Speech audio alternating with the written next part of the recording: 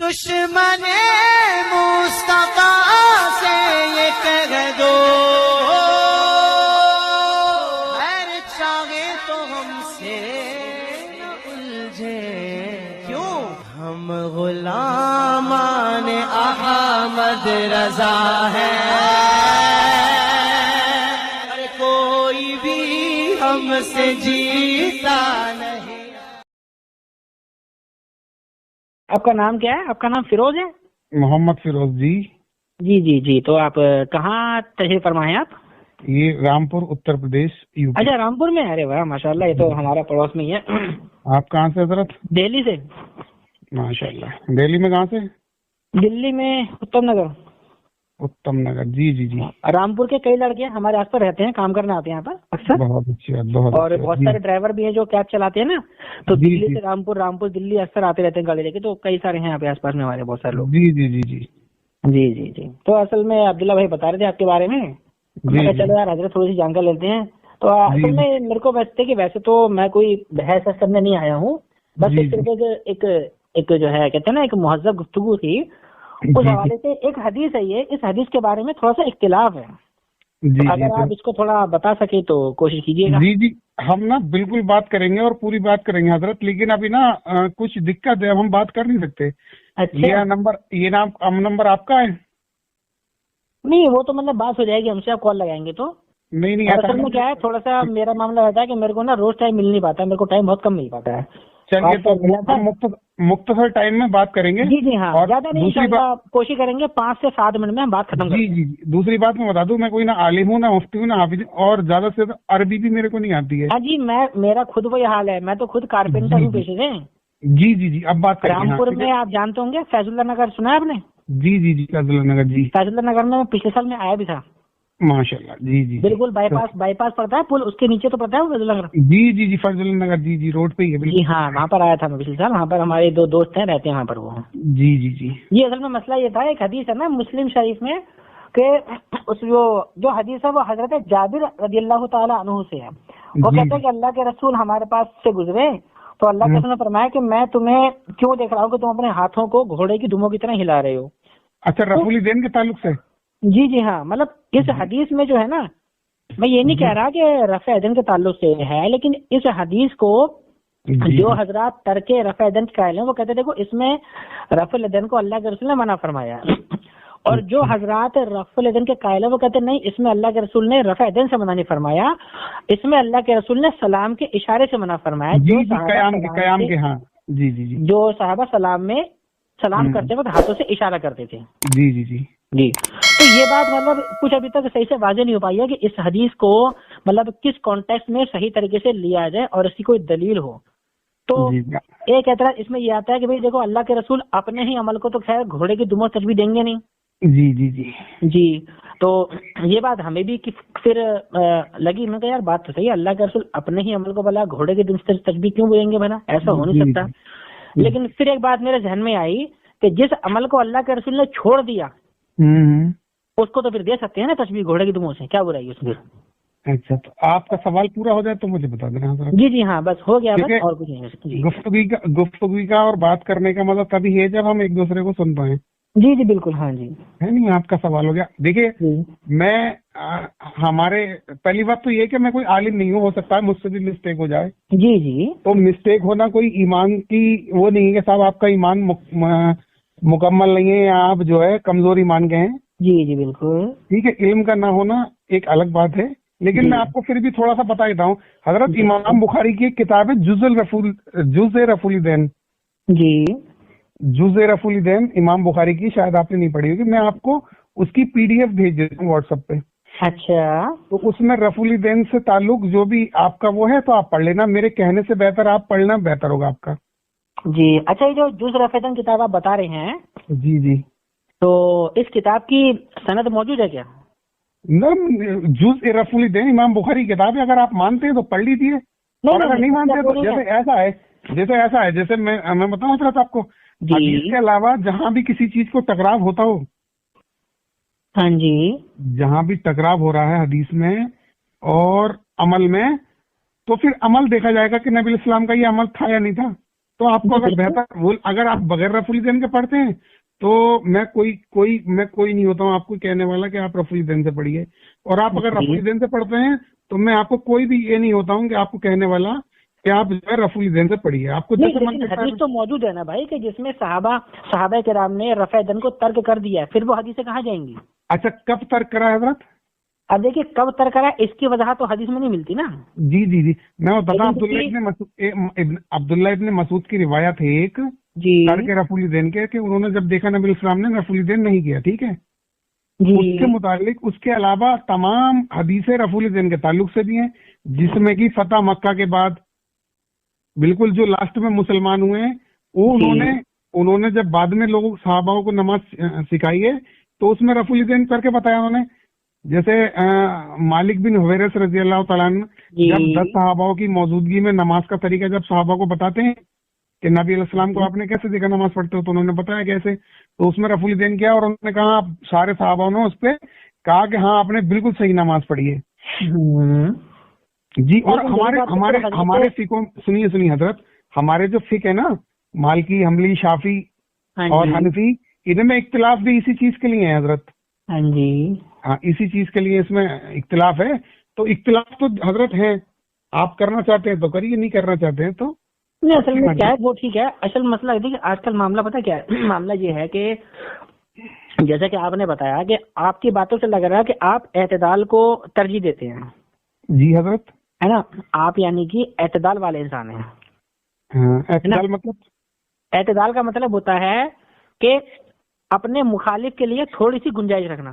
जी जी जी, नहीं मैं किसी के ऊपर वो नहीं करता हूँ, यानी कि आप जो है तशद्दुद नहीं करते हैं। जी जी, नहीं कि तुझे मेरी बात माननी ही पड़ेगी, माननी ही पड़ेगी। जी तो जी, है ना, तो इस माने मैंने कहा कि आपके अंदर आप जो है मोतदिल हैं, ठीक है ना। मोतदिल का मतलब होता है भाई सामने वाला भी तो हदीस पेश कर रहा है ना, जी हो सकता है भाई उसकी नजर में या उसकी तहकीक में वो हदीस सही हो तो वो अमल कर रहा है उस पर, मैं डंडा ले पीछे भी दौड़ उसके। बिल्कुल बिल्कुल हजरत, है ना। तो अब्दुल्ला इब्न मसूद की जो हदीस है ना, मैं बता दूं आपको इसके बारे में, जो मैंने अभी तक उस पर स्टडी करी है, उस हदीस के बारे में जो मेरे सामने जो पॉइंट आए हैं, पहला पॉइंट सामने ये आया कि वो हदीस बिल्कुल सही है। जी, तो मैंने तो हजरत इनकार करा ही नहीं ना। जी, आपने नहीं करा, लेकिन वो एक साहब है पाकिस्तान के, उनका नाम है इंजीनियर मिर्जा।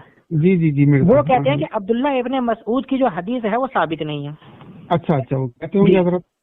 जी हाँ, उन्होंने कहा, और उन्होंने कहा कि अब्दुल्ला इब्न मुबारक कहते हैं कि ये हदीस साबित नहीं है, ये उनका झूठ है। नहीं हजरत, मैं उनकी बात से इत्तेफाक नहीं करता हूँ हजरत, मैं अपनी बात बताऊंगा आपको जो मुझे पता है, और मुझे आप भी कोई अगर ऐसी हदीस बताएंगे तो मैं उस पर भी गौर करूंगा। आप जैसे कोई मुझे, जैसे हजरत आप कितनी सारी हदीसें हैं जिसका मैंने मुताला नहीं करा, मैं नहीं पढ़ पाया हूँ, मैं तर्जुमा ही पढ़ता हूँ। मैं अपने आप को बड़ा कमजोर समझता हूँ कि मैं अरबी पढ़ा हुआ नहीं हूँ जी, तो मैं उसका जो तर्जुमा पढ़ लेता हूँ जी। तो अब्दुल्ला इब्न मसूद की जो हदीस है उसके ताल्लुक से 2-3 नुक्ते मैं आपके सामने पेश करता हूँ, अगर आपकी नहीं, बिल्कुल हजरत, मैं कह रहा हूँ ना, मुख्तसर सा टाइम है, मेरे घर में कोई बीमार है हजरत। चलो कोई बात नहीं, बस मैं इंशाल्लाह 2 से 3 मिनट में मैं बात करता हूँ खाली। जी, फिर भी मैं आपसे पूछ लेता हूँ हजरत, देखिए ये इख्तिलाफ है और ये इख्तिलाफ खत्म नहीं करवा सकता कोई भी। जी हाँ, मैं बताऊं क्यों? क्योंकि इमाम आप और हम फिक में हैं, और फिक में जब होंगे तो आप कहेंगे अबू हनीफा का कॉल ठीक है, मैं कहूंगा फिर मालिक का कैसे गलत हो गया। हम इमाम अहमद का इमाम जी, वो देखिए ऐसा है ना, आप सबको मानते हैं इमाम अहमद बिन हम्बल को, आप इमाम अहमद बिन हम्बल को हक पे मानते हैं?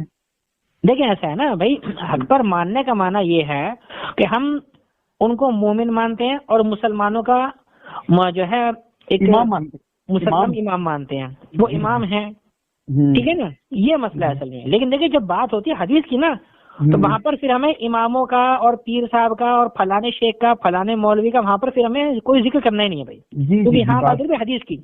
हक बात है ना जी, सारे इमामों से बढ़ के हमारे नबी, सारे पीरों से बढ़ के हमारे नबी, अफजल जी, है ना जी। भाई नबी के सामने हम एक दिन बंदा मुझसे बोलता, कहता भाई शेख अब्दुल कादिर जिलानी जो है रफ़ेदन करते थे। मैंने कहा भाई एक बात बता, मैं तेरे सामने हदीस पेश कर रहा हूँ, तू शेख अब्दुल कादिर जिलानी के बीच में आ रहा है। मैं कहा पागल है क्या तू बिल्कुल ही। मैं कहा भाई कलमा मैंने पढ़ा है अपने नबी का, बिल्कुल। मैं कहा तू हदीस की बात करना। कौन क्या करता था, मैंने कहा वो जिम्मेदारी मेरी नहीं है। मैं कहा रही बात ये वो रफेदन करते थे, भाई कयामत के दिन तो उनसे पूछ लियो कि वो क्यों करते थे। जी जी जी जी। ये वो जाने, उनका अमल जाने, मैं कौन होता हूँ बोलने वाला कि भाई वो क्या करते थे मैं उनके करने से करूंगा। हाँ, अब ये बात हदीस अब्दुल्लाह इब्न मसऊद पर जो एतराज लोगों ने पेश करे हैं वो ये पेश करे हैं कि भाई इसमें जो है इस हदीस को अब्दुल्लाह बिन मुबारक ने कहा कि ये साबित नहीं है, ठीक है। लेकिन ये जो बात पेश की गई है ये बिल्कुल गलत है। वो गलत ऐसे है कि हजरत अब्दुल्लाह बिन मुबारक का जो कॉल है ना, वो जिस हदीस के ताल्लुक से है वो वाली हदीस अलग है, और जो हदीस अब्दुल्लाह इब्न मसूद की है वो हदीस अलग है। यानी रावी एक है, रावी वही है अब्दुल्लाह इब्न मसूद, लेकिन हदीसें दोनों अलग अलग है। 256 में जिस पर जिक्र किया है अब्दुल्लाह बिन मुबारक ने, वो हदीस शुरू होती है अन्ना नबी सल्लल्लाहु अलैहि वसल्लम से, और जो 257 नंबर हदीस है वो शुरू होती है अला उसल्ली बिकुम सलात रसूलुल्लाह सल्लल्लाहु अलैहि वसल्लम।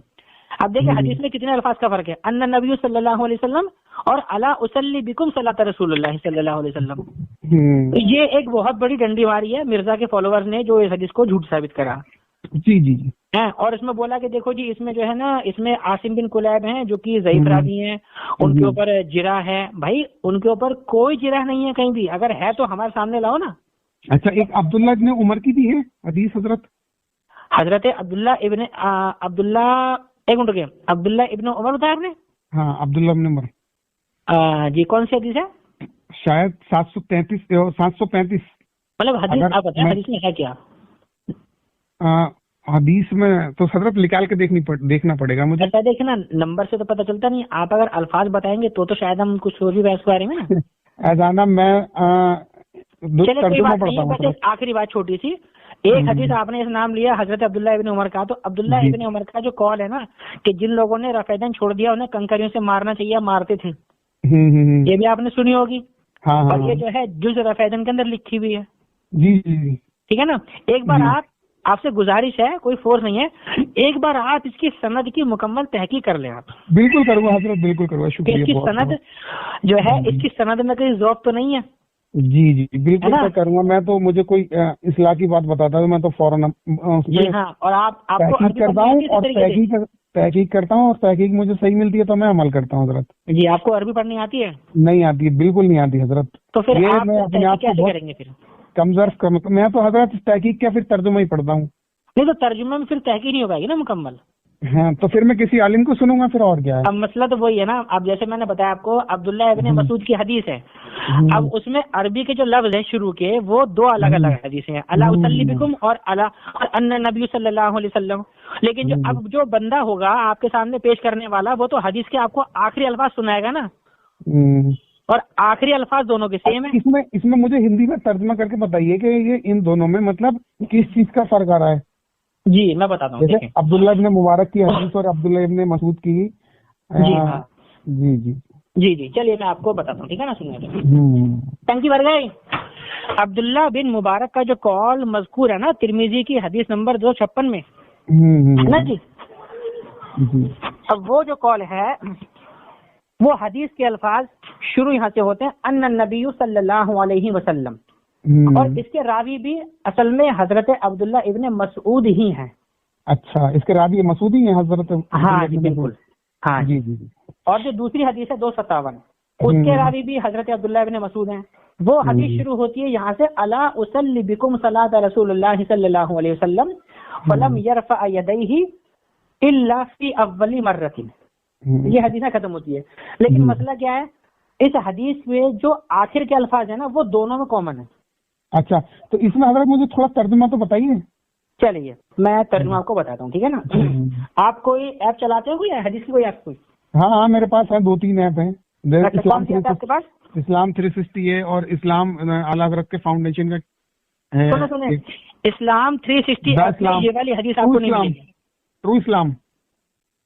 ट्रू इस्लाम का नहीं मिलता। ये जो इस्लाम 360 ऐप है ना, इसके अंदर ये वाली हदीस मौजूद नहीं है पूरे तरीके से। अच्छा, कौन सी वाली में? इस्लाम 360 में नहीं है? हाँ, इसमें असल में जो असल लफ्ज है ना हदीस के अन्ना नबी सल्लल्लाहु अलैहि वसल्लम, वो इसमें नहीं मौजूद। ये मेरे पास दूसरी ऐप है, ट्रू इस्लाम बाय आला हजरत फाउंडेशन। अच्छा जी जी। अभी रुकिए, मैं ना एक बार ये तिरमिज़ी शरीफ की हदीस है ना, जो असल हदीस है वो खोल लेता हूँ जो बिल्कुल असल हदीस है, जिसमें मतलब कोई मसला रहेगा नहीं खत्म वो सुनने सुनाने का। जी 257 और 56 तर्जुमा है ना हजरत? मैं आपको तर्जुमा सुनाऊंगा, टेंशन मत लें आप। अच्छा हाँ। वैसे तो इसके ऊपर हमने गुर बना रखा है पूरा तहकीकात नाम से, उसमें इनको पूरी तहकीक हो रही है अच्छे तरीके से।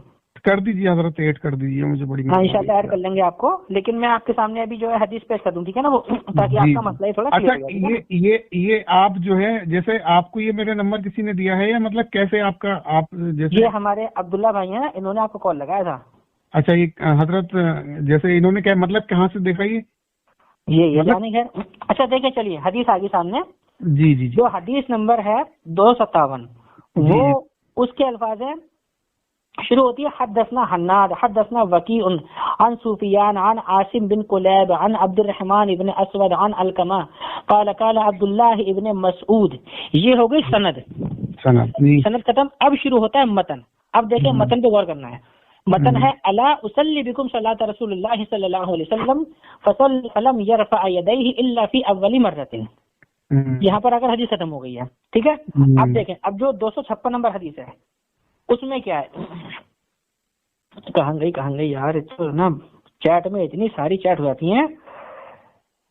और इस्लाम 360 वाली ऐप में जो 256 है ना, उसके अंदर वो असल वाले अल्फाज मौजूद नहीं उसके अंदर, मैंने देखे थे, मैंने कई बार देखे, मिले ही नहीं मुझे। अच्छा वो मैं हजरत अरबी पढ़ा हुआ नहीं हूँ, नहीं तो मैं आपको इस्लाम 360 वाली बता देता। अच्छा अरबी पढ़े नहीं है आप? हैं वही तो मैं आपको इस्लाम 360 वाली। अरे यार ये ना बड़ी कहांगे हाँ ये रही मिल गई। देखें जो 256 में जिक्र किया है ना, इसके ऊपर हजरत अब्दुल्ला बिन मुबारक के कमेंट है, वो ये है अन्ना नबी सल्लल्लाहु अलैहि वसल्लम लम यरफा इल्ला फी अव्वल मर्रतिन। अब देखिए दोनों के मतन में कितना फर्क है, लेकिन कहते हैं ना कि वो नीम हकीम खतरा जान, नीम मुल्ला खतरा ईमान। अब बेचारा जो कम पढ़ा लिखा होता है वो क्या सोचता है कि भाई अव्वली मर्रतिन दोनों सेम है हदीस, गया बेड़ा गर्क, सत्यानाश बेचारों का। हाँ जी, तो ये इसमें हदीस में जो है एक बहुत बड़ी डंडी मारी गई है, जो मिर्जा इंजीनियर नहीं मारी है और भी बहुत से लोगों ने मारी है। लास्ट टाइम एक भाई ने कहा था भाई ये जो हदीस है ना अब्दुल्ला इब्न मसूद की हदीस ज़ईफ है। हमने तो ज़ईफ की वजह पूछी, हमने भाई ये ज़ईफ क्यों है, तो उसने बोला कि इमाम आसिम बिन कुलैब के ऊपर जिरह की गई है कि इनका जो तफर्रुद है, इनके तफर्रुद से हुज्जत नहीं पकड़ी जाएगी। तो हमने कहा भाई अच्छा बताओ किसने जिरह की है, तो उन्होंने बताया भी कि इमाम ज़हबी ने इनके ऊपर जिरह की है। अब इमाम ज़हबी की जो हमने किताब खोली है जिसका नाम था मीज़ानुल एतदाल, तो उसमें इमाम ज़हबी ने अल मदीनी का कौल नकल किया। अब अल मदीनी का जो कौल इमाम ज़हबी ने नकल किया है, तो इमाम ज़हबी यहाँ पर सिर्फ नाकिल हैं। अच्छा, नाकिल का माना ये होता है इमाम ज़हबी तक जो खबर पहुंची उन्होंने वो नकल कर दी है। अब अल मदीनी, इमाम अल मदीनी जो खुद इमाम बुखारी के उस्ताद हैं, उनका जो कौल है, ये कौल उनकी तरफ गलत तरीके से मंसूब किया गया है। यानी कि एक तो कहते हैं ना कि जिस हदीस की सनद ना हो वो हदीसी ज़ईफ होती है या मरदूद होती है ना, तो अल मदीनी की जो ये जिरा है, ये जिरा खुद मरदूद है, यानी ये खुद साबित नहीं है।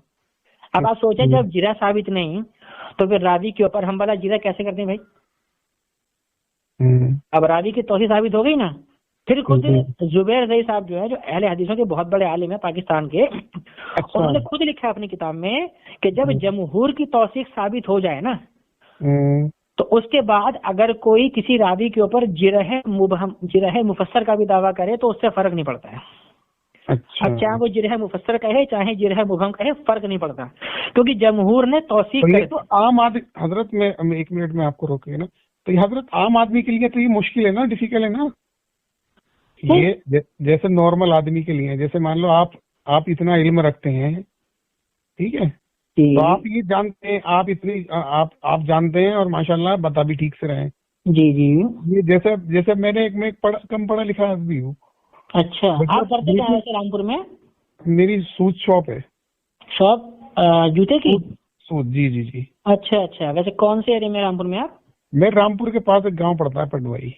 अच्छा पटवारी, अच्छा जी, ये बात है। अच्छा चलिए, तो भाई देखिए ऐसा है, मेरा आपसे कहना ये है, आप जो है ना देखें, एक तो देखें भाई दीन सीखने के लिए, अच्छा चले मैं आपको एक आखिरी कॉल इमाम इब्ने सीरीन का आपको बता दूं, बहुत अच्छा कॉल है, बहुत काफी एक ईमान ताजा करने वाला कॉल है उनका। आजकल एक ढिंडोरा पीटा जाता है कि हदीस कोई भी सुना है सुन लो, जी देखिए, इसमें मैं आपको बता देता हूँ, इसमें जो आपको तिरमिजी में दी है तो इसमें 255 नंबर है। इसमें मैंने रसूलुल्लाह सल्लल्लाहु अलैहि वसल्लम को देखा कि जब आप नमाज शुरू करते हो तो अपने दोनों हाथ उठाते, यहाँ तक कि उन्हें अपने दोनों कंधों को उसके मुकाबिल करते, और जब रुकू करते और रुकू से अपना सुर उठाते तो भी उसी तरह दोनों हाथ उठाते। इब्ने अमर तिरमिजी के दूसरे उस्ताद ने अपनी रिवायत में ये बढ़ोतरी की है, दोनों सज्जों के बीच आप नहीं उठाते थे। अच्छा, और इसके बाद एक वो है 56 नंबर, इसमें इमाम तिरमिजी कहते हैं इब्ने उमर रजी अल्लाह तआला की हदीस हसन है, सही है।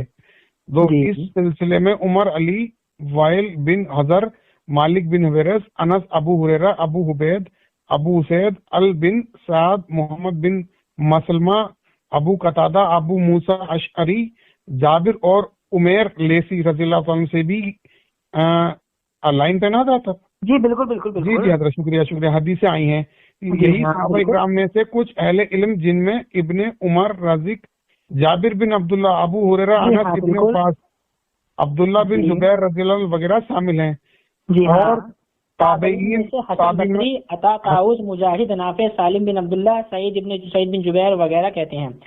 और यही मालिक, मोमर, औज़ाई, इब्ने उवैना, अब्दुल्ला बिन मुबारक, शाफई, अहमद और इसाक बिन राहिविया भी कहते हैं। अब्दुल्ला बिन मुबारक कहते हैं जो अपने दोनों हाथ उठाते हैं, इनकी हदीस सही है। फिर इन्होंने बतरीक ज़हरी रिवायत की है। और इब्ने मसूद की हदीस नबी करीम सल्लल्लाहु अलैहि वसल्लम ने सिर्फ पहली मर्तबा अपने दोनों हाथ उठाए वाली साबित नहीं है।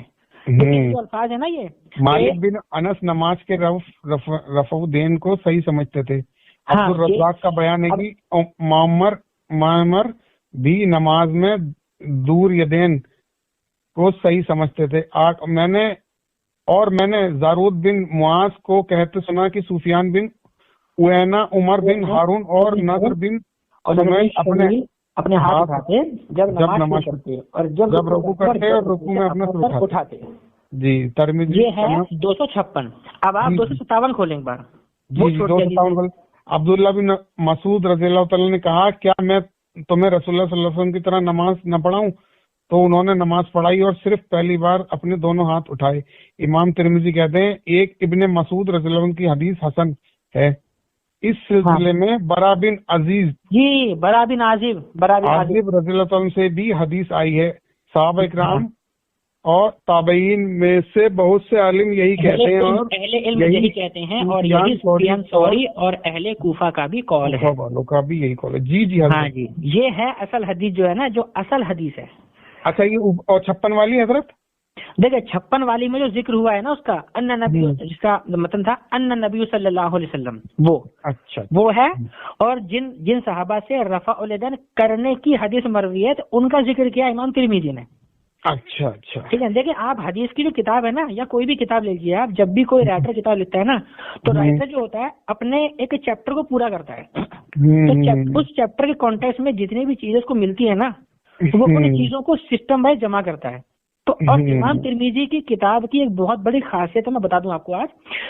इमाम तिरमिज़ी जब भी हदीस बयान करते हैं ना, तो वो उसमें जब कमेंट जोड़ते हैं अपने, तो उस कमेंट के अंदर वो फैसला कर देते हैं। अच्छा, फैसला कैसे करते हैं वो? देखो, मान ले जैसे कि 257 हदीस नंबर इमाम तिरमिज़ी ने बयान करी, तो कहने वाला कह सकता है कि यार हदीस ज़ईफ है, ठीक है, और बोलने वाले ने बोला भी। लेकिन मसला ये है कि भाई इस हदीस को सबसे पहले ज़ईफ कहा किसने? ठीक है, तो इसका जवाब इस हदीस को ज़ईफ कहने वाले नहीं दे पाएंगे, बिल्कुल नहीं। वो बोलेंगे भाई यार ये तो ना ये है वो है, फलानी बात मारेंगे। लेकिन देखें इमाम तिरमिज़ी खुद कह रहे हैं, देखिए एक होता है हदीस का बयान करना और एक होता है असर का बयान करना। तो इमाम तिरमिज़ी मैं आपकी बात समझ गया हजरत, मुख्तसर बके मैं आपका नंबर सेव करूंगा और इंशाल्लाह आपसे जो है रास्ता करता रहूंगा, और मैं अब दिल्ली आके मिलूंगा। मैं ससुराल है दिल्ली की। अच्छा, कहाँ पर? दिल्ली की ससुराल है मेरी, ओखला की। अच्छा, ओखला में कौन सी जगह? ओखला में गोविंदपुरी। अच्छा, गोविंदपुरी, ओखला के पास में। हाँ, कालका की वही। हाँ जानता हूँ मैं, गोविंदपुरी मुझे मालूम है। फेज 2 में ओखला फेज 2 गोविंदपुरी से मिला हुआ है। अच्छा, चलिए कोई बात नहीं। बाकी ये है मैं कहना चाह रहा हूँ हजरत, ये 256 नंबर हदीस है फिर क्या? फिर 256 नंबर हदीस का क्या मतलब है? अरे मेरे भाई साहब देखें ना, 256 हदीस का माना ये है कि 256 में इमाम तिरमिजी ने वो हदीस बयान करी जो रफ़ेदन करने वाले सहाबा से मिली है। जी जी जी, ठीक है।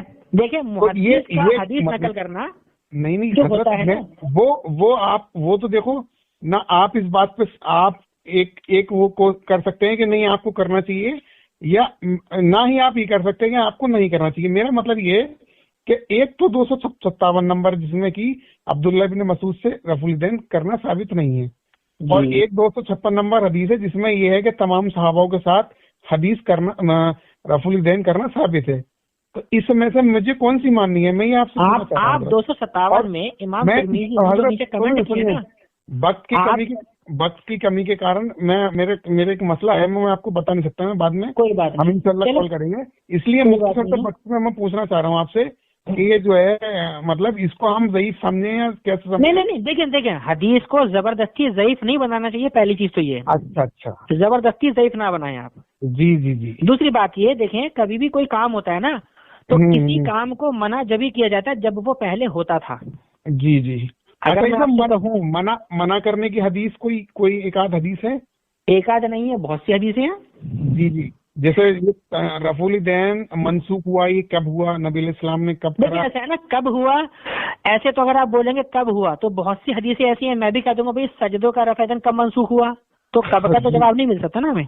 नहीं, जैसे अब ये अब ऐसा है ना, सजदों का रफुल यदैन, बात सही है आपकी, लेकिन अब ये दो जो है दो हदीसें हैं, आपस में टकराव है दोनों हदीसों का। नहीं, हदीसों में टकराव नहीं है, ये आपको टकराव लग रहा है। अच्छा, नहीं है टकराव? हाँ, टकराव ऐसे नहीं है। 256 वाली हदीस का क्या मायना है आप बताएं? देखिए असल में मैं बताऊं आपको, देखिए प्यारे, आपका नाम क्या था? फिरोज जी। मोहम्मद फिरोज। आप कितने पढ़े लिखे हैं फिलहाल? मैं वैसे हिंदी तो काफी पढ़ा हुआ हूँ, लेकिन अरबी नहीं। काफी कितनी, कौन सी क्लास तक पढ़े आप? इंटर समझो, हाई स्कूल। हाँ। अच्छा, हाई स्कूल माने 10th है ना? हाँ 10th। हाँ। देखिए बात यह है कि अगर मैं आपसे 10th क्लास पास करने से पहले पूछूं भैया आपने 10th पढ़ लिया, बोलोगे मैंने 10th नहीं पढ़ी, मैं 8वीं क्लास में हूँ। लेकिन भाई 10th क्लास पास करने के बाद अगर मैं आपसे पूछूं हाँ भाई कितना पढ़ लिया, आपने बोला मैं 10th पास कर ली, झूठ बोल रहा था तो भाई उस दिन तो कहा था मैं 10th नहीं पढ़ी है, तो आप बोलोगे ना भाई पहले नहीं पढ़ी थी अब तो पढ़ ली ना। तो मेरे प्यारे देखो, हदीस मुहद्दिस जो बयान करता है, मुहद्दिस का काम होता है तारीखी जो वाकयात मिले हैं उनको बयान करना। मुहद्दिस उन पर फैसला नहीं फरमाते हैं, समझे जी। मुहद्दिस का काम होता है तारीख जमा करना, उन्होंने तारीख जमा कर दी।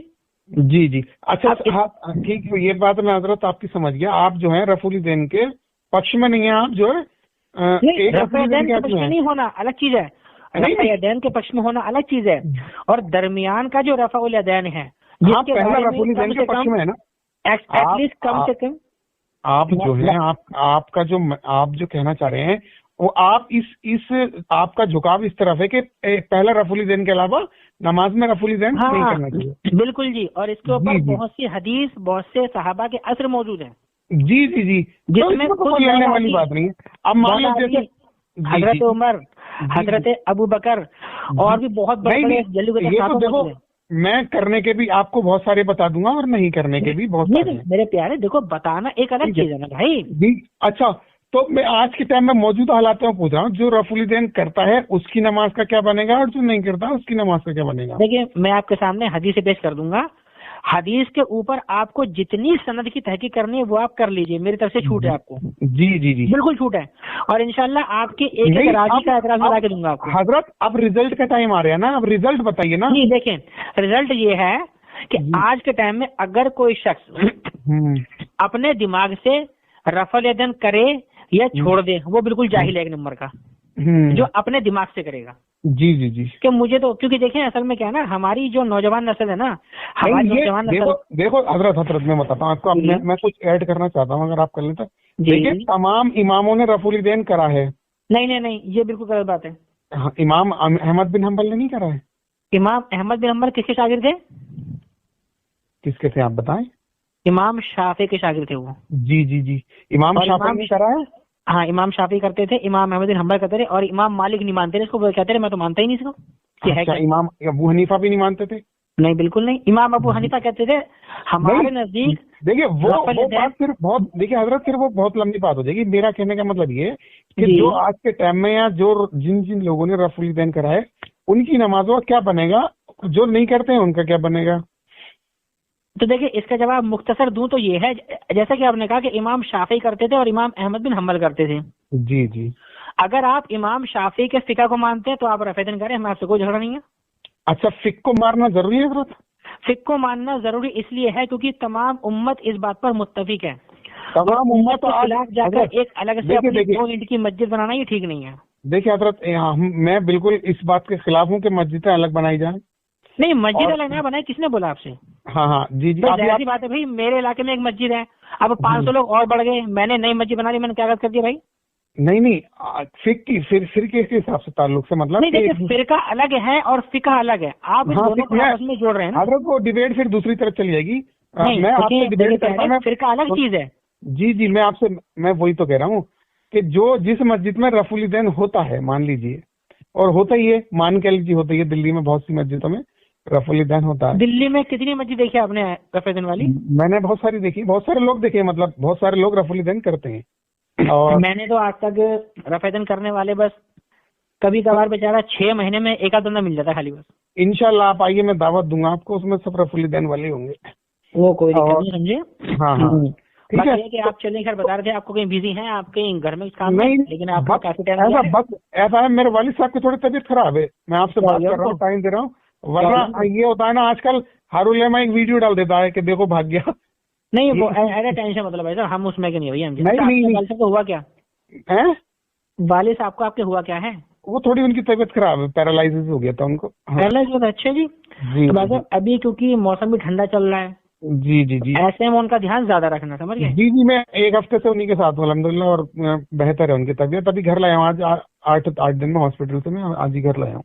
अच्छा, तो हाँ, तो अगर तो फिर एंड अपना रह जाएगा। मैं ये कहना चाह रहा हूँ, जैसे आज के टाइम में अगर कोई रफुल दैन कर रहा है तो वो जाहिर सी बात है, अगर अपनी तहकीक भी कर रहा है तो हदीसों को पढ़ के ही कर रहा है। मेरे प्यारे देखो ना यार, हर इंसान खुद को खुद मुस्तहिद नहीं बन सकता ना।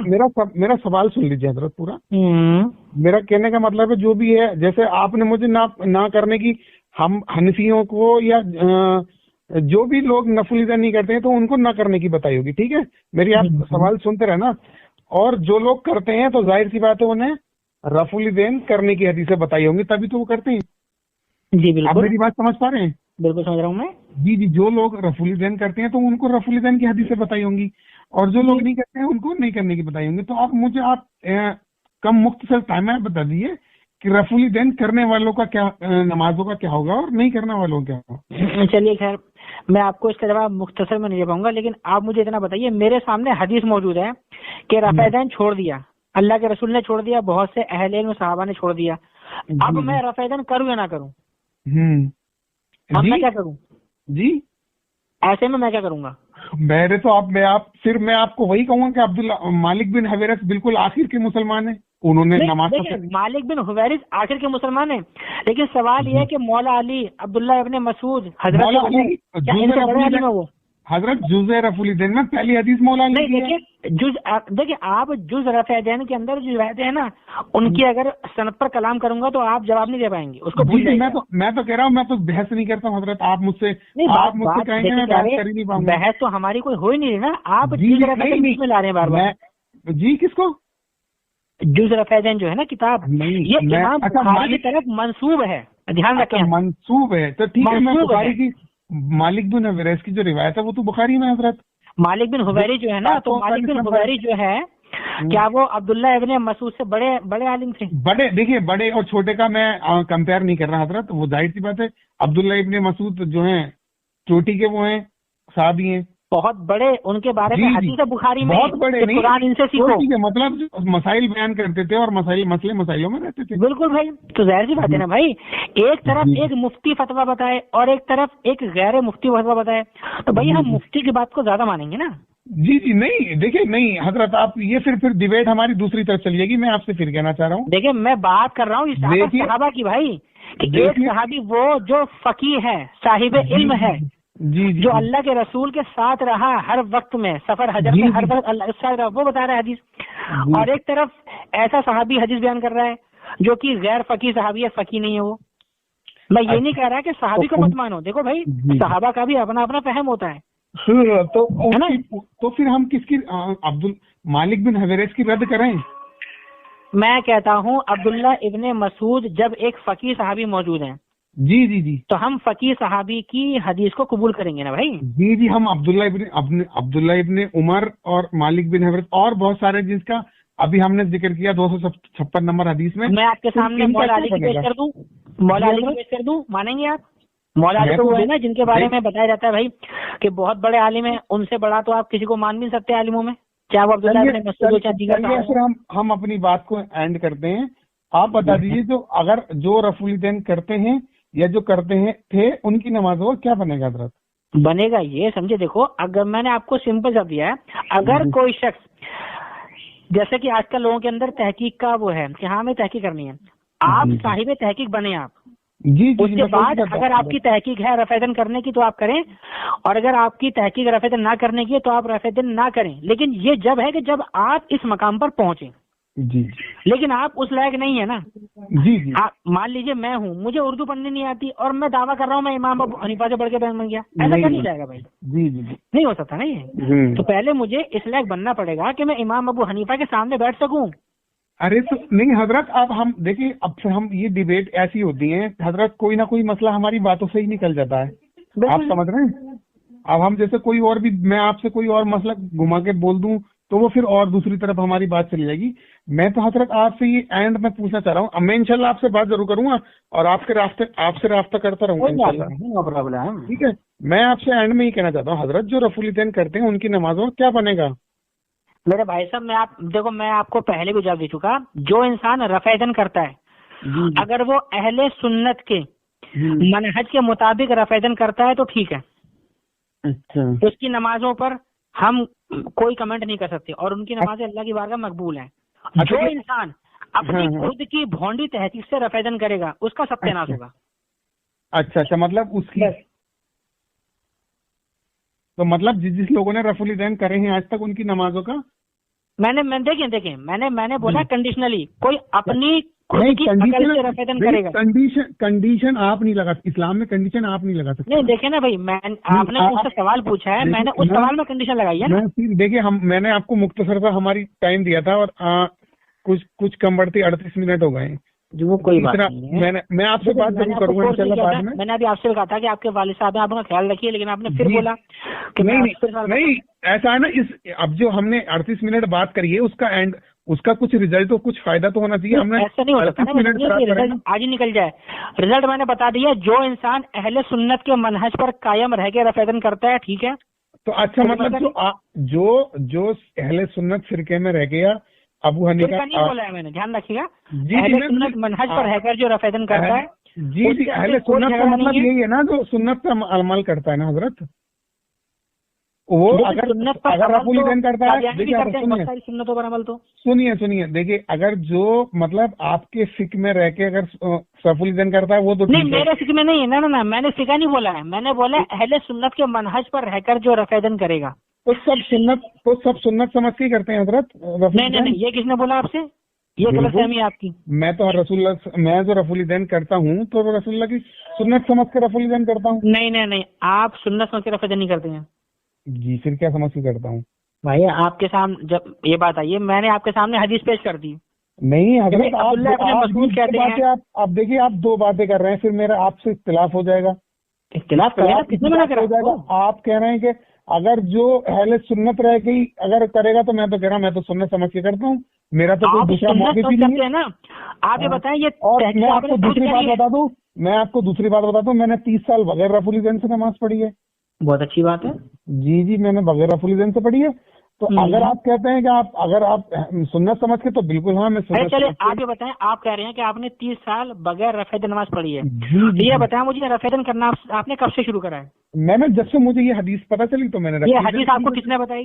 ये हदीस मैंने पढ़ी थी हजरत, मैंने मुताला किया, मैंने जब रफुलिदैन करते हुए लोगों को देखा तो मैंने देखा यार कि कम से कम ये लोग क्यों कर रहे हैं, कम से कम देखना तो चाहिए। अच्छा, हाँ, फिर मैंने मुताला करा। मतलब सिर्फ एक हदीस पढ़ी रफेदन की और आपने शुरू? एक नहीं हजरत, रफुलिदैन की तो बहुत हदीसें हैं, कितनी है? रफुलिदैन के करने की बहुत हदीसें हैं। कहने का मतलब वो नहीं है कि 200 है 400 है। कहने का मतलब ये है कि एक मसले में जो मुतारिद हदीस होती है, क्या आपने रफ़ल यदैन के ताल्लुक से तमाम हदीसें पढ़ ली दुनिया की? नहीं, दुनिया की तमाम नहीं, मैंने पहले बोला। फिर आपकी तहकीक नामुकम्मल है, फिर आपकी तहकीक 100% नामुकम्मल है। तो मैं तो हजरत कह रहा हूँ, मैं तो कह रहा हूँ कोई एक मसले पे कोई आपकी पूरी तहकीक नहीं होगी हजरत। आप कहें कि मेरी इस मसले पे पूरी तहकीक। जिन मसलों में हम उन्हीं मसलों में हम अपनी उम्मत के उलमा पर एतमाद करते हैं। हमारे उम्मत के उलमा ने हम तक तहकीक करके ही मसले पहुंचाए हैं। हाँ, उलमा कहाँ से लाए थे? उलमा कहाँ से लाए थे? उलमा जो लाए हैं वो सब हदीसों से लाए ना, या उन्होंने अपनी तहकीक करी है? देखिए, उलमा किराम ने हदीसों की गहराई में जाकर वहाँ से मसले अखज़ करे, वो हम तक पहुँचाए हैं। हाँ, तो आप ये मसला बताइए फिर, रफुल दैन वालों की नमाज का क्या होगा? मेरे भाई, मैं कितनी बार बोलूँ आपको? बोल तो दिया मैंने आपको। कहाँ बोल रहे हैं? आप कह रहे हैं। अच्छा चले, मैं बता रहा हूँ सिंपल फास्ट। आप कह रहे हैं अहले सुन्नत को करके करेगा, तो हाँ हम तो सुन्नत समझ के करते हैं। तो आप बताइए फिर मेरी नमाज में क्या होगा? अगर कोई शख्स अहले सुन्नत है और वो इमाम शाफी के फिका को मानता है, अगर वो रफ़ेदन करता है तो हम कोई मसला नहीं है, करे। हाँ तो नहीं हजरत, सुनिए, हमको इसलिए रफुल दैन करते हैं कि इमाम शाफी ने करा था या इमाम अहमद बिन हम्बल ने करा था। हम तो रफुल दैन करते इसलिए कि हमारे नबी ने करा था। तो आप ये कहना चाहते हो? आप सुनिए हजरत, आप जो रफुल दैन नहीं करते हैं तो वो इसलिए थोड़ी नहीं करते हैं कि इमाम अबू हनीफा ने और इमाम मालिक ने रफुल दैन नहीं करा था इसलिए हम नहीं करेंगे। आप रफुल दैन इसलिए नहीं करते हैं कि आपको जो हदीस इस वाली हदीस पर ज्यादा मुतबर है कि हजूर रसूलुल्लाह हमारे नबी ने रफुल दैन तर्क कर दिया था। बिल्कुल, हाँ, इसलिए करते ना। तो तमाम अहले इल्म सहाबा, ताबईन और बहुत से मुहद्दिसीन का इस पर अमल रहा है, जैसा कि इमाम हजरत तमाम वलियों के भी सरदार और तमाम इमाम और तमाम हमारे फिक्के, हमारे इमाम, इनका रफुल दैन पे इत्तेफाक रहा है। इमाम बुखारी, इमाम मुस्लिम सब रफुल दैन करते थे। अच्छा, हमारे आपके और हमारे इमाम बुखारी कब पैदा हुए हैं भाई? वो तो बात के हैं। कितने बात के हैं? अब वो जितने ही बात के हो मैं करेक्ट नहीं बता सकता। आप मैं अगर अभी कुछ आपको गलत बता दूं तो आप मेरी जबान पकड़ लेंगे। देखिए, ऐसा है ना, गलत ना बताएं आप, जो बात सही बताएं आप। देखें, इमाम अबू हनीफा 80 हिजरी, इमाम मालिक 93 हिजरी। मैं पहली बात तो सच बोलता हूँ, कोशिश करता हूँ कि झूठ ना निकले मेरे मुंह से। अच्छी बात है, बढ़िया है। इस बात पे मैं पूरी तरीके से, चाहे कुछ भी हो जाए, कुछ भी जाए। लेकिन ये है, अभी आपने किताब का नाम लिया था जुज़ रफ़ुल यदैन का। जी, जुज़ रफ़ुल यदैन। तो पहली चीज ये है कि जुज़ रफ़ुल यदैन जो किताब है, वो किताब इमाम बुखारी की तरफ मंसूब है। जी बिल्कुल मंसूब है जी। ठीक है, मंसूब है। हो सकता है आप उसकी सनद पढ़े एक बार किताब की। जी मैंने पढ़ी है वो, उसमें कुछ 100 हदीसें हैं। नहीं हो, मैं कह रहा हूँ आप उसकी किताब की सनद पढ़ें। जी मैं सनद भी किताब की सनद। जी मैं पढ़ लूंगा किताब की। हाँ, वो आप पढ़े, समझे। और रही बात देखिए, अब बात एक स्टेप आगे आ गई ना। अब बात आ गई, कदम आगे। आपने कहा, सुनिए, आप बात कर रहे हैं तशद्दुद वाली। नहीं, तशद्दुद वाली नहीं, ये तशद्दुद है ना। मैं तो करूंगा। नहीं, ये बात तो मैंने कही नहीं हजरत, मैं करूंगा। मैंने तो आपको पहले बोल चुका। अच्छा, आप मुझे सुनिए, आप पहले बात सुनिए। आप सुनिए हजरत, हजरत आप जब आप किसी से बात करते हैं तो उसकी बात सुनते हैं या नहीं? सुनते हैं, आपकी बात सुनते हैं। देखिए, मैंने आपको कहा कि आप नमाजों का उनका क्या बनेगा रफुल दैन का, तो आपने क्या कहाँ बात घुमाई कि जो अहले सुन्नत के मनस पे पड़ेगा उसकी नमाज कबूल होगी। बिल्कुल, जो अहले सुन्नत के मनस पे, मतलब आप मानते हैं ना अहले सुन्नत में रफुल दैन है? भाई साहब, अहले सुन्नत में है, इसका इनकार किसने किया? मुझे हाँ, तो आप नहीं करते ना, इसलिए मैं कह रहा हूँ। नहीं, ये किसने कह दिया आपसे? हाँ, मैंने कह रहा हूँ आप। अच्छा चलो सुने, अब मैं बताऊँ आपको, समझे।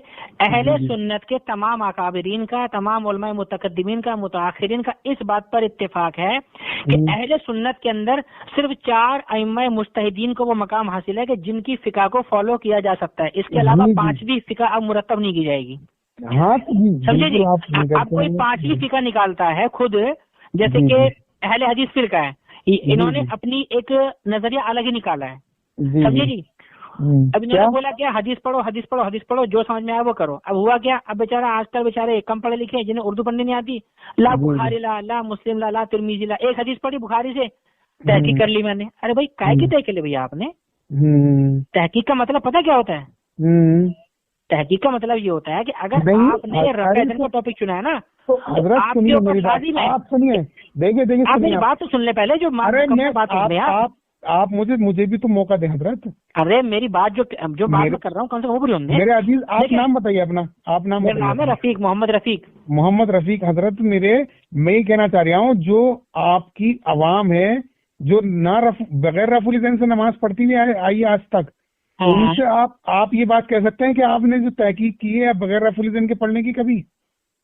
क्या उनसे ईमानदारी से बिल्कुल अपने दिल पे हाथ रख के बात बताना ये। हाँ मैंने तहकीक करी है रफ़े यदैन के ताल्लुक से बोला। आपने नहीं, अपनी आवाम को आप जो कह रहे हैं कि जो जाहिल होते हैं या जो कम पढ़े लिखे लोग होते हैं, अल्लाह ने हर आम पर ये फर्ज नहीं किया कि वो खुद अपनी तहकीक करे। नहीं, अल्लाह फरमाता है फस्अलू अहल ज़िक्र इन कुंतुम ला तालमून। आप सुनो, आप जो फिरकों पे या इन पे लोगों पे जो तंजीम कस रहे हैं कि ये पढ़े लिखे तो होते नहीं है, इन्होंने एक हदीस पढ़ी, आपने कभी जो बगैर रफुल यदैन से नमाज पढ़ते हैं उनसे कभी कहा है कि आप एक बार जरा तहकीक करो? तो तहकीक करें ना, हमारे सामने हदीस तो लाएं। नहीं, अरे हदीस आपको मैंने अभी हदीसें बता दी, आपने खुद बताई, आपने बता दी ना, हमने आपको बता दिया ना कि अब्दुल्ला इब्ने मसूद जो है वो फकीह सहाबी हैं, उनकी हदीस क्या करूं? हजरत ये बात हो गई अपनी, आप जो कह रहे हैं कि आप ये जो अहले हदीस फिरका है या ये फिरके हैं, ये बगैर तहकीक किए हुए अहले हदीस फिरका बोला है मैंने वो फिरके नहीं बोला, अहले हदीस फिरका बोला है। जी, तो आपने कभी अपने जो नॉर्मल आवाम होती है जो आज तक उनको जो पता ही नहीं चला कि रफुल यदैन भी कुछ होता है, आपने उनसे कहा है कि आप जो रफुल यदैन पे जरा एक बार तहकीक करिए? अच्छा ये बात हो मुझे नहीं, मोहम्मद रफी साहब, बड़ी रिस्पेक्ट करता हूँ मैं आपकी, क्योंकि आपका लहजा और बात करने का तरीका बहुत मुझे पसंद आया। अच्छी बात है। बिल्कुल आप सच बात बताइए, क्या कभी आपने किसी अहले सुन्नत वल जमात में किसी आम शख्स से ये कहा है कि एक बार जो है तू बगैर रफुल यदैन से नमाज पढ़ता है, एक बार इसकी तहकीक कर तुम? अच्छा, बिल्कुल दिल पे हाथ रख के बताना। ठीक है, मैं आपको से जवाब दे रहा हूँ। बिल्कुल सच बात बताना। देखिए जो होगा सच का आपको भी अल्लाह के यहाँ ठीक है ना भाई, मैं मना थोड़ा कर रहा हूँ। जी, मैं आपसे ये कह रहा हूँ कि जिस बंदे को हदीस का मतन समझ नहीं आता, क्या मैं उससे बोलूँ तहकीक कर?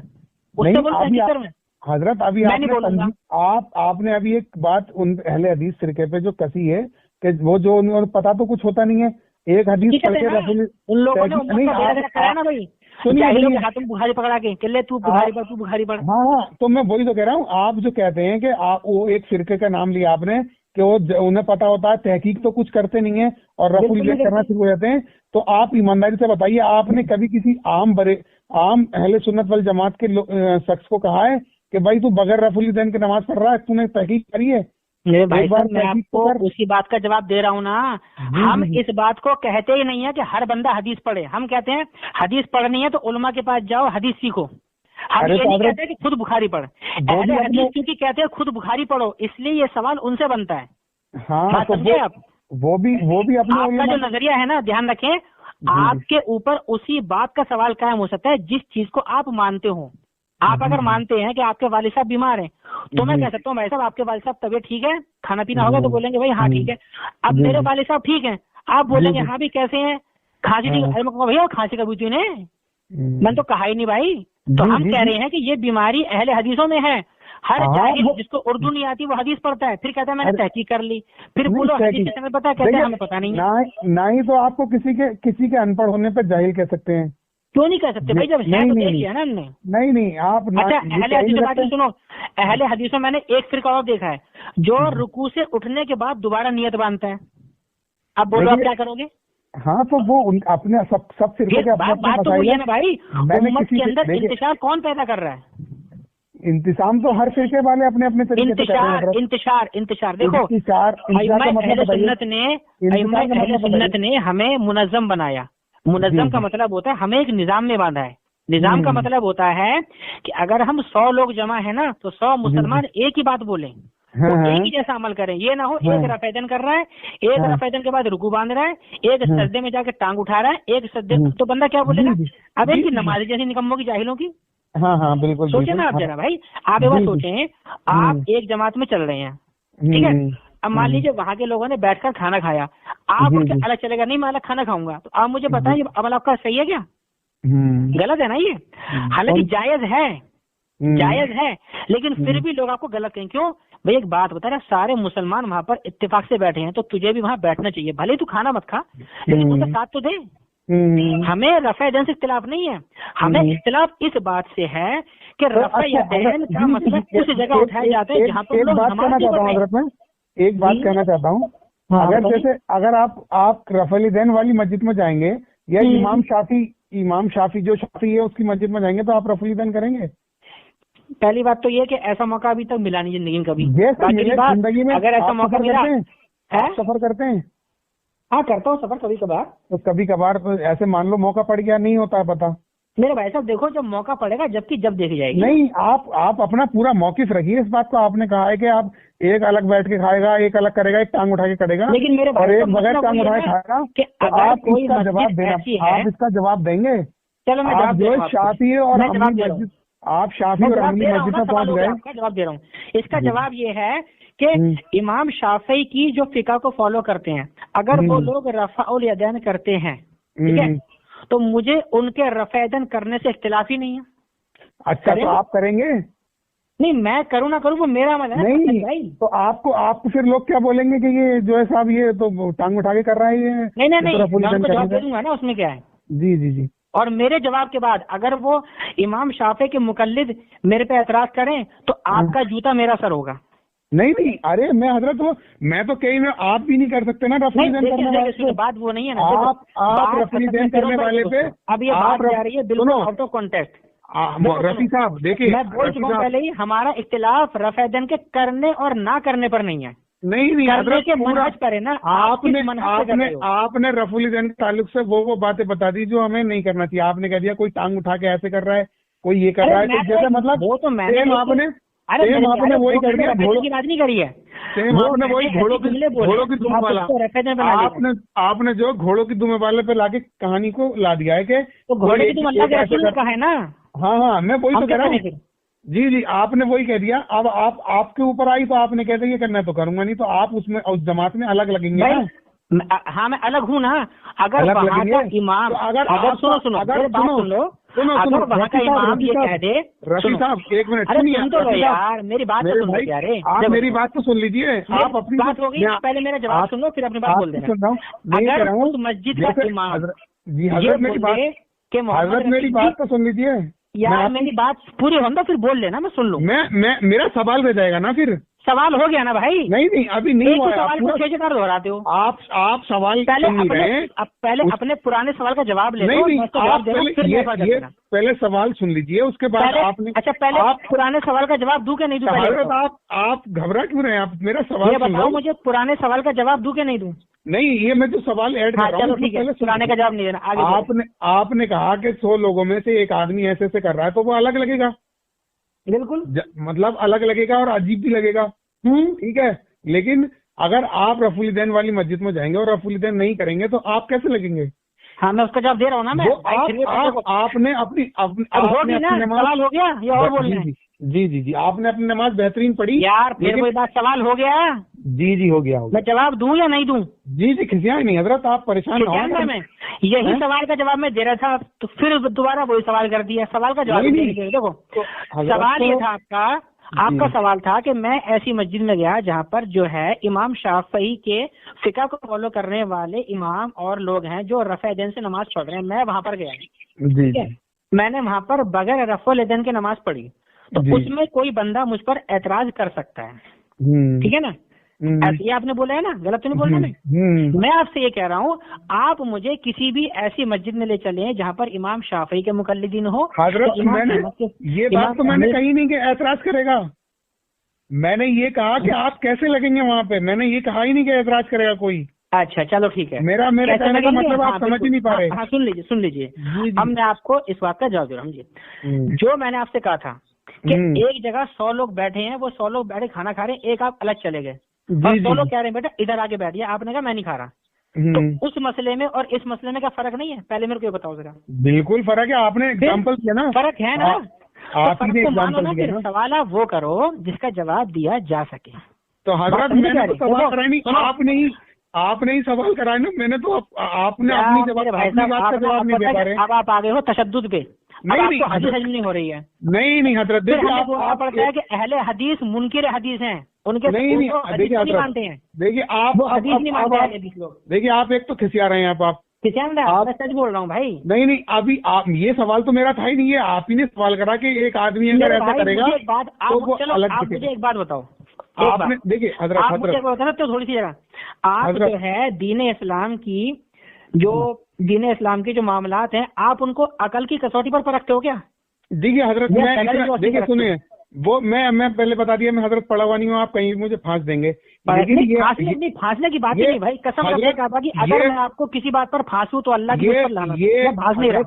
मेरी बात मैं आपको ये रियलाइज कराना चाह रहा हूँ, हदीसों का खेल मत बनाओ, मत बनाओ। मेरे अजीज, मेरे भाई, मैं कह रहा हूँ ये सवाल तो मेरा था ही नहीं, ये सवाल ही आपने करा था कि एक आदमी कैसा लगेगा, वो मैंने उसका जवाब दिया है आपको। अगर आपको बुरी लगी हो तो मैं माजरत चाहता हूँ। नहीं ना, बुरा वाले की बात ही नहीं है। देखो मैंने बीच में बोला था, उस बात को लेके जो दिल पे ले गए आप किसी। बाबूजी मैं ऐसा बंदा नहीं हूँ।